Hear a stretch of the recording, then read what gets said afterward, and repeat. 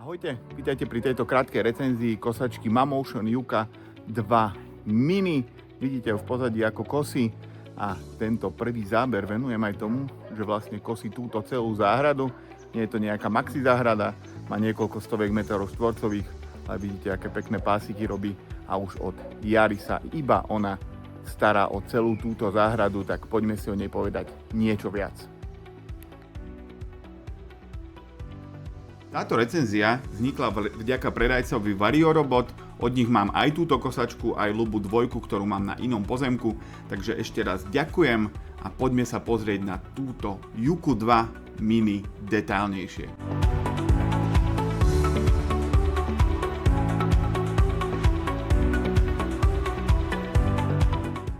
Ako som spomínal, už mám Mamotion Luba 2 AVD 3000, teda je to väčšia kosačka, ktorú používam teda ako primárnu na domek, v ktorom bývame.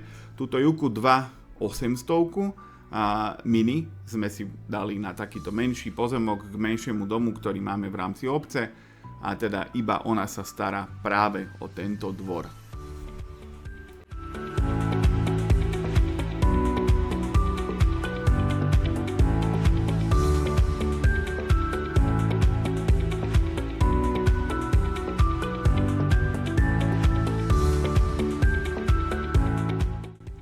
Nejdem robiť nejakú detailnú recenziu a pomenovať všetky parametre tejto kosačky, skôr vám porozprávam to, akým spôsobom naozaj reálne funguje.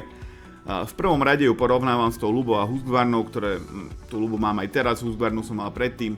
Táto kosačka sa mi zdá, že je tým, že je novšia, tak má trošku viac vychytané muchy, aj software, aj komunikáciu, aj to všetko ostatné, ako tá Luba 2, ktorú máme. A teda 2 roky medzi nimi je celkom veľký priepastný rozdiel.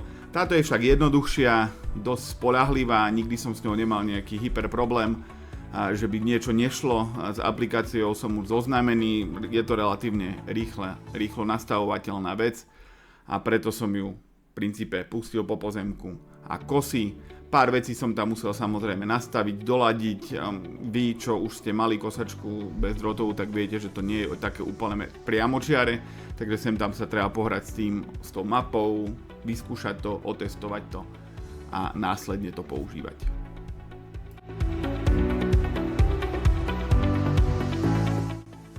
Kosačka sa teda navádza bezdrôtovo cez RTK stanicu, nepotrebuje káble, takže je to celkom presné, samozrejme nejakú hypermilimetrovú presnosť nečakajte, ale na bežné kosenie bežných záhrad to úplne stačí. Kosačka má 5 žacích nožov, to ústrojenstvo je veľmi podobné ako pri bežných iných robotických kosačkách, tu vám to pekne ukážem. Samozrejme kosačka by nemala veľmi kosiť, keď je mokro, rosa alebo niečo podobné, lebo hlavne tieto Mamotion sa ľúbia trošku zadubiť, ako keby tou mokrou trávou, ale treba jej dať trošku lásky, trošku ju sem tam prečistiť, vymeniť tie žacie nožíky niekoľkokrát za sezónu a potom funguje parádne.